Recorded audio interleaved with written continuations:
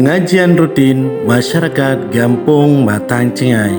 Setiap malam Jumat, masyarakat dan perangkat desa melaksanakan atau mengikuti pengajian tersebut.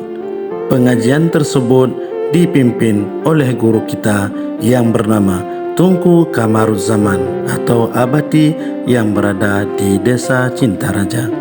Dengan adanya pengajian di setiap malam Jumat, masyarakat dapat menambah ilmu agama dan sangat bermanfaat bagi kita semua. Batang Cengai, 29 Mei 2025.